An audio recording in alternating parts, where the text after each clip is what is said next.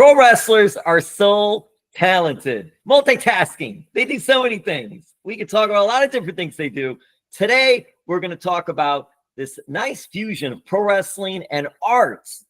And I know in the past, when I think of art, I think of Jerry the King Lawler, because there's been so much stuff that he's done. It's really cool. And that's how I guess he got his start, Lee, when it was back in the day when he was a kid, actually sending his art to the TV studio or the wrestling show. And they had him on as a kid to show his art. That was many years ago, Lee. We didn't have social media and all that. And he actually got his foot in the door with that. It's an amazing journey. For you, it's so cool. All Elite Wrestling, doing some great things. I believe 5 years plus now that the company's been going. And it's just really cool. You got a nice TV deal that came into place recently. So you got the 3 shows: Dynamite, Rampage, Collision, TBS, TNT, Warner Brothers Discovery. A lot of things going on there. Lee Moriarty, you're one of the stars, but you're also an artiste. Yes, and we have Miami Art Week. That's going to be December 2nd through the 8th, from Coral Gables to Wynwood, all points in between. And you're going to be part of it December 3rd through the 6th, because you have your pro wrestling obligations with Collision to do as well. Multitasking. Lee Moriarty, thank you so much. Tell me first about coming to Miami and being a part of Art Week.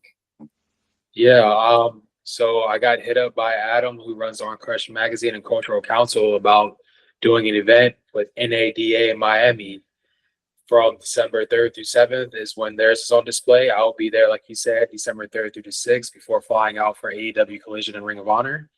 But it's a very special time for me because it's my first time ever displaying any art outside of my living room. So it's really cool that people will be able to see this in person now and like see the levels of texture that's on the canvas. I'm very grateful for this opportunity, especially to do it in Miami with so many other talented artists from around the world. This is such an eclectic area too, and especially the Wynwood area. You'll see when you get here and all. Really cool, really, just for art. It's a really special place and all types of different art. And I want you to talk about what art you do and what we'll be seeing there. I saw some of it with the masked luchadors, I believe. Yes, but I want to know what kind of particular art you do. Is it painting? Is it something else? A couple of things, and some of your inspirations for your art. Yeah, I started drawing since I was a kid. Like, I've been in art for as long as I can remember. I started with drawing. I would learn to mimic artwork from trading cards and VHS covers like Dragon Ball Z and Yu-Gi-Oh! As I got older, I would get more into things like that and graphic design on the computers. A few years ago, I decided I wanted to try painting again. I did it in high school. I wasn't a fan because I was young and immature. I didn't understand the idea of letting go control of a piece of art. Like, I wanted to have control so much, but as I got older, I learned to let the art take control of me. But I got into painting. I started painting first luchadors and suits because I think that's such a cool aesthetic when they combine these things like pro wrestling and high fashion. Then with my art in this series, it's about the duality of a professional wrestler. In professional wrestling, we're known mainly as these violent, athletic warriors. But at home, I'm a very peaceful guy. I like to paint. I like to play tennis. I like to walk my dog through nature. And as a guy coming from Pittsburgh, that was an industrial city, to moving to Tampa, I could experience nature so much more. So it's really cool. Wait a minute, tennis. Let's into tennis. Are you a tennis fan too, or you just like to play? I like to play. A few times with AEW, we've had events in Arthur Ashe, so I've got to watch tennis in person, and it's really cool. I do want to get into more following it, like the Wimbledon and things like that. It's just time-wise with me traveling and painting and things. Were you a part of the show at Arthur Ashe Stadium? I was a few years ago. I got to do one of the Arthur Ashe events. It was, I think, Rampage Rumble. I did that. How cool is that, just being there? And then also just with tennis, because you mentioned Arthur Ashe, the great Arthur Ashe, and all, and just being a part of all that with those two facets, pro wrestling and tennis, even though there was no tennis per se, but it's named Arthur Ashe Stadium. Yeah, I love it. To be honest, I think tennis is one of my favorite aesthetics, like visually. I just love the colors. Like when you look on tennis courts, it has such a unique visual. And being able to work in Arthur Ashe Stadium was such a cool moment because it's not somewhere I ever thought I would be wrestling in. You know, it's not traditionally a wrestling venue. So when AEW got in there and we had that opportunity, it was so much fun. It's such a different looking venue. And I'm a fan of venues that look different. Are you also painting, drawing, tennis? I am one of the luchadors. I call it open court. The luchador is playing tennis outside. And, you know, I have a painting of a luchador in an infinity pool, just with the nature in the background. I have a luchador cooking out on a grill and things like that. It's just simple pleasures of life. And that's what the series is called, is pleasant luxuries. It's these things that I very much appreciate that I'm able to do, and these lifestyle things that professional wrestling has afforded me. Luchadors, the masks are so important to their heritage and their religion. And I'm wondering, when did you start learning about that? Was it a younger age or was it a little later? I had seen lucha libre and luchadors and things like that growing up. I didn't get into wrestling until I was actually around 12, 13 years old. My dad and grandfather would watch it, but it didn't become my thing until that time. So I discovered wrestling, and because I grew up with the internet, it was so easy for me to find out everything about pro wrestling. You know, when you're a kid, you find out something, you become obsessed with it, and you want to learn as much as possible. That was pro wrestling for me. So I would learn about luchadors and how the mask is their identity, how important it is. And even for me, during my wrestling entrances, I come out with a tiger mask that I designed and I got made by Omega Mask, who's an amazing designer. But in African culture, they wear masks that represent their connection with the natural world, nature, and things like that. So that's why mine is a tiger mask. It shows that connection to that world and that side of it. Do you have some favorite masks of luchadors? I don't know if you even collect these or something like that. For me, Santo was huge. And also, they were TV stars. They were in movies, not away from wrestling, but they would always wear their mask, even in public, always have the mask on. But I'm curious for you, some of maybe the luchador inspirations, or if you have any masks. Yeah, so 3 of the paintings I've done that are actual luchadors and not my original creations are Jushin Thunder Liger, Blue Demon, and El Santo. But I'm also a big fan of Mil Mascaras, El Solar, Super Astro. Like, I like a lot of the old school luchadors. And my biggest, like, all-time favorite wrestler and inspiration for why I am Tiger style Lee Moriarty in pro wrestling is the first tiger mask in Japan, Satoru Sayama. So all these things come full circle. I'm a big Super Delphin fan as well. But yeah. Oh, that's so cool. And you mentioned 2 out of those. You mentioned Mil Mascaras. And I remember, I'm ancient. I'm not old. I'm ancient. And when I was growing up, he was like really one of the first luchadors to really break through the United States, especially California, close to Mexico. But it was the Mil Mascaras, and he wrestled all over the New York, WWF way back in the day, just all over the world. He wrestled in the United States, and he brought that lucha style to America. And it's so interesting to see, because he was man of 1,000 masks. And Lee, that was one of his things. He would come out with a mask, and then he would take the mask off, but there would be another mask underneath and all. It was so cool watching him and the aerial style and with him. But I'm curious, so your wrestling style, how do you equate that with luchador? Or do you equate that with luchador? How would you describe your wrestling style? So I call my style in wrestling and my approach to pro wrestling Tiger style, which is actually a reference to a few things. And that is, Wu-Tang Clan has a song, and at the beginning intro, they say Tiger style. So I took the sound of that and made it a nickname. I spelled it in all caps to reference MF Doom and all these things. And my style in pro wrestling is an influence of all styles. That includes lucha libre, that includes British wrestling, Japanese style wrestling.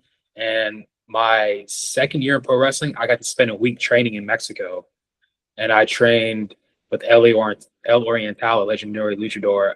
Just this year, I trained with Skyda, who's a famous luchador that trains so many guys nowadays. But I love lucha libre. I love the style because I think lucha libre is the most underrated style in pro wrestling.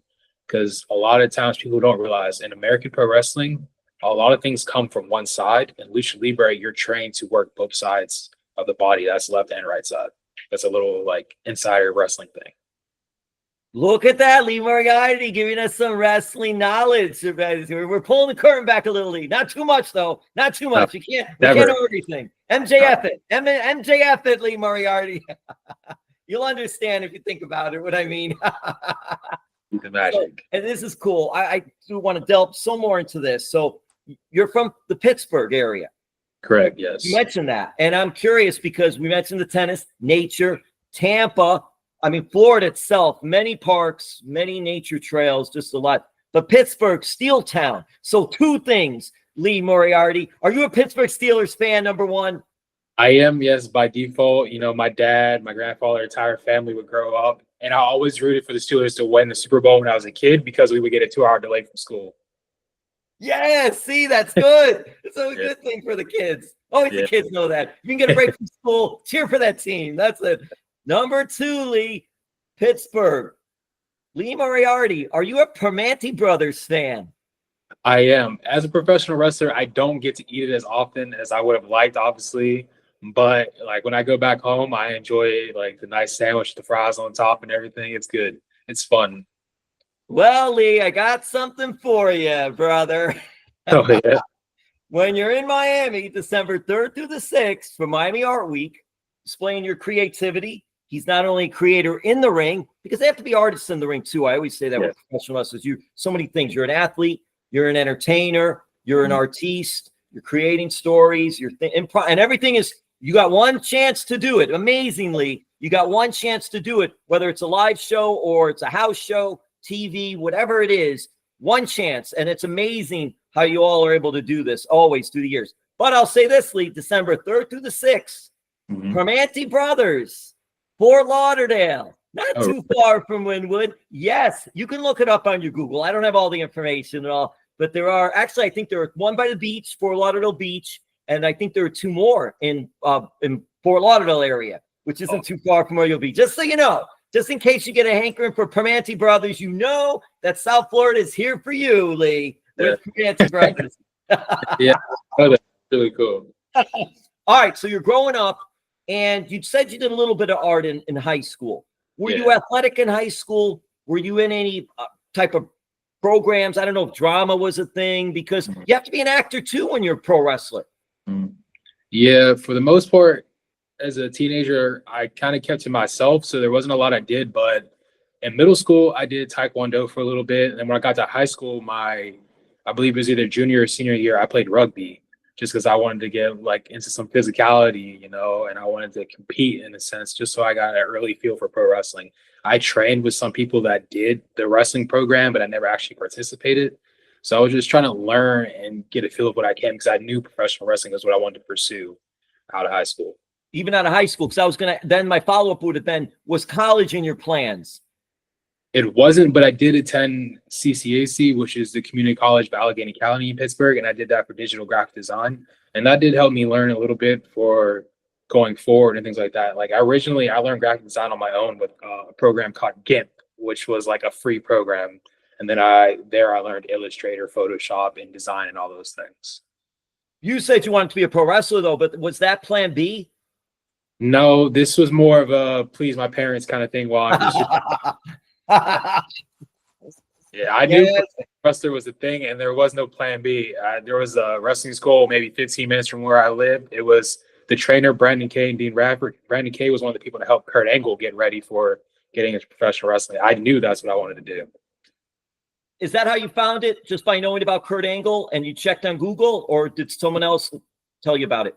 Yeah, I looked up like Kurt Angle and like pro wrestling in Pittsburgh. I looked up pro wrestling schools, and because Kurt Angle was like a reference on the website, that's what like the first place that came up. How did you get your big break?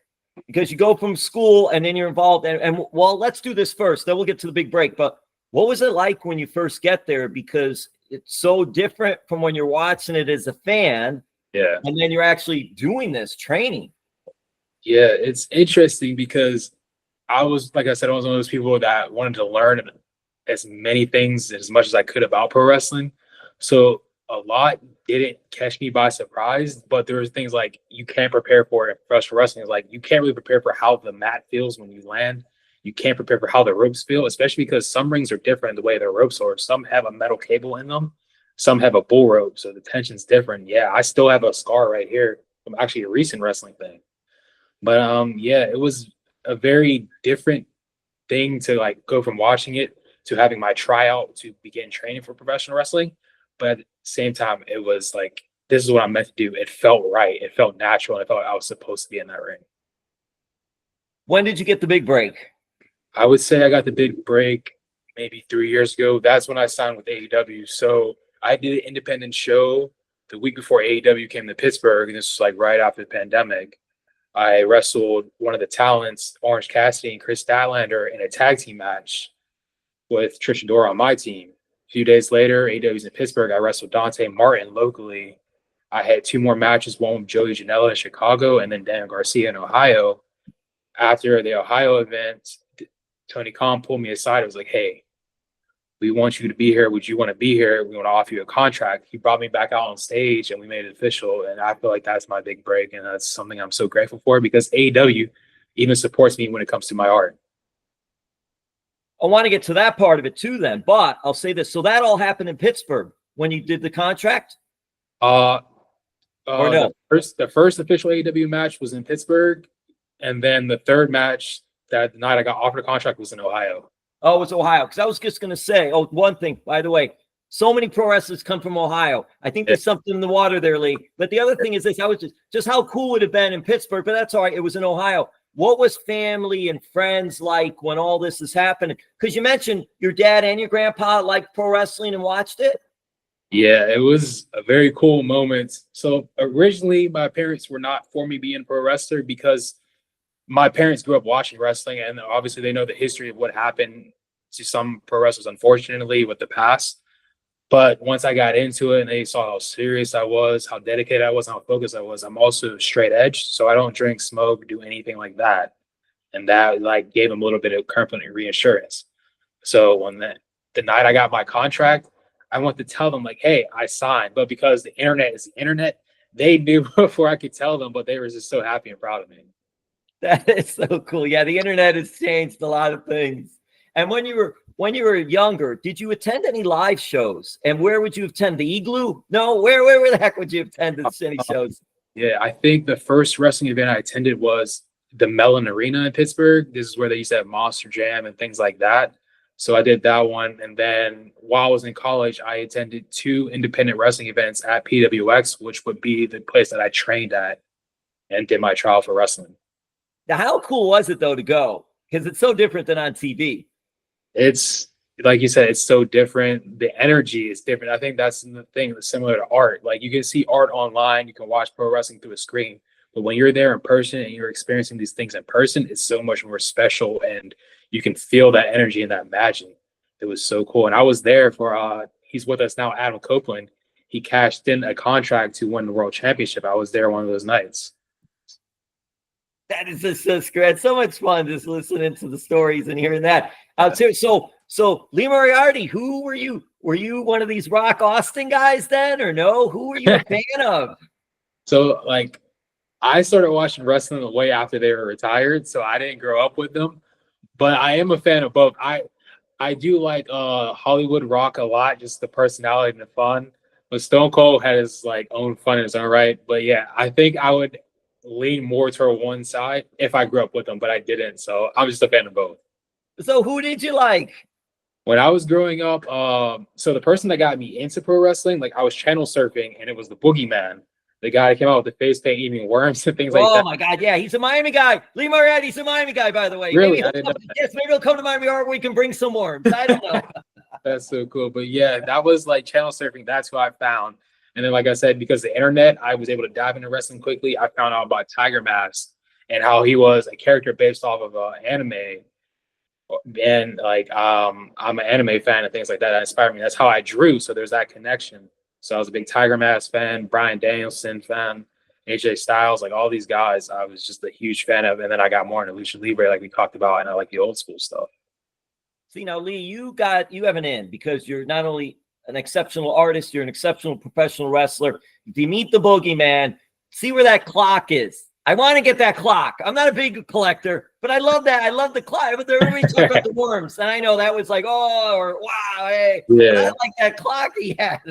I got you. The clock you break over your head, and you have the big stick with the smoke that came out. Yes, there it is. Yes, there was and then, well, Lee, I mean, we're joking around a little bit, but in seriousness, would you ever do some art of Boogeyman? I think I absolutely would. Yeah, it's not typically the lucha libre, or maybe I would adapt sense and make a lucha libre mask that is inspired by the boogeyman. It's just all about timing of things when it comes to art. But I'm a big fan, and I'm appreciative of the fact that boogeyman exists, because who knows the path. I think I would have eventually found wrestling, but maybe not as early as I did. Okay, Lee, we're getting down to the home stretch here. Mhm. We're getting down to actually the fifth set. We're doing tennis reference. So there you go. We'll go to the fifth set on this. I'm curious. Well, first, we're going to mention Miami Art Week again, December 2nd through the 8th. I believe, now this could change, but at least the information we have now. Nada, Miami booth D like dragon, 204. That's where you could catch Lee. I believe that's where Lee's going to be, so you could see him there. And again, you mentioned wrestling publication Orange Crush. They're the ones that reached out. But Lee, do you know how they knew of you? Yeah, so Adam is a big wrestling fan, and that's what Orange Crush is. It's the blend of pro wrestling and art. Years ago, he had Andreas Hale interview me for one of the Orange Crush magazines in Volume 2, and that's what kind of started that. He's also worked as a promoter, a booker, and things like that in pro wrestling, independent wrestling. So we just kept building our relationship from there. He saw me painting these portraits like Jushin Liger, Blue Demon, and he encouraged me to, hey, go bigger with these portraits. And I did, and that's how we led to here with NADA, New Art Dealers Alliance, and I'm very grateful for this opportunity. Are you the #1 artist in AEW? Are there any other artists, Lee, in AEW? Can we make that claim? Can I make that claim? Can I say that? Or are there other artists there? There are plenty of amazing artists, I think, especially like musically. Like we have Swerve, who's a rapper. I'm talking painting. I'm talking painting drawing. Painting, I say I'm the best, but it could be, I don't know. I think art's subjective, but I would say I'm the best. Like I'm the one that has the booth in Miami right now, so maybe I'm on top. You're in Miami Art Week. That's right. You're there. That is so cool. And hey, Lee, ranked number 47 by Pro Wrestling Illustrated of the top 500. That's incredible. Is it 447? No, that's and then there's more than 500 wrestlers too. Yeah. I mean, that's so that's a great thing. ROH Pure Champion. Yes, I am what the current. Was that like? That was a wild time for me, and I'm still currently the champion. But the Ring of Honor Pure Championship is something that I've wanted for as long as I can remember in terms of when it was active. There's only been 13 people to hold that championship, and I'm one of the 13. And you look at the list of people that have held that championship: Samoa Joe, Bryan Danielson, Jay Lethal, Nigel McGuinness. These are all names that are going to go down in professional wrestling's Hall of Fame, and they've influenced what professional wrestling has become nowadays. So for me to hold it is very special. And the night I won it, July, I believe it was 26, I'm typically considered the bad guy in pro wrestling. But on that night when I won that championship, the fans were behind me. They made it so much more special to win that and to hold on to it. And I will be bringing it to Miami with me. So if you're there, you're at the booth, you can see me, my artwork, and the Ring of Honor Pure Championship. See, we don't get to see it here, but we get to see Miami Art Week. That's a good tease. We're not going to see it now. We're going to see it in Miami Art Week. You have to go down there and see that and all. And listen, I should have done a little bit. I'll say this too, because we're always learning and all. I should have done better history. But did you beat Josh the Goods Woods? Did you beat Josh the Goods Woods for that Ring of Honor Pure title? I hope not. But did you? I did not beat Josh the Goods Woods for that championship, but I have wrestled in the past, and I do enjoy competing against them. So I hope we get another opportunity to fight maybe for the championship in the near future. Because he's a South Florida guy. I got to mention that. Shout out to Stoneman Douglas High School. I got to mention that as well. And then, so Lee, I want to wrap it up with this, because again, I'll say Miami Art Week, December 2nd through the 8th, Coral Gables to Wynwood, all points in between. You could Google search it. There's a ton of events going on. It's really an eclectic week for artists. And Lee is an artist, and he's going to be there showing his work. And the ROH Pure Championship title, those title belts, all the pro wrestling title belts are so cool. So the masks are cool. The title belts are cool. I'm curious, are you familiar with Michael Kingston and Headlock Comics?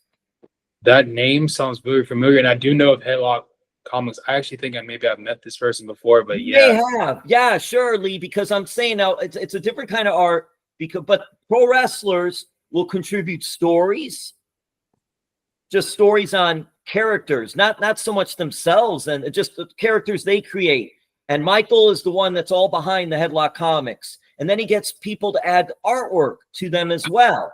So yeah, it might be something to check out for yourself if you didn't know about it, Headlock Comics, because he's always looking for pro wrestlers to be involved.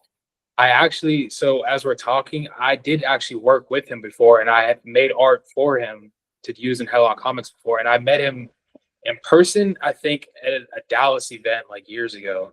But yeah, as we were talking, I remember Headlock Comics specifically. Yeah. He goes everywhere. He's at all the different Comic Cons and does a lot of things and all. It's a good one if he wants you involved. I'm glad you were involved with something with him that to be involved with and all, because it's very very unique, very good. So all right, so we'll wrap this up. AEW wrestler, Ring of Honor Pure Champion, artiste, Lee Moriarty.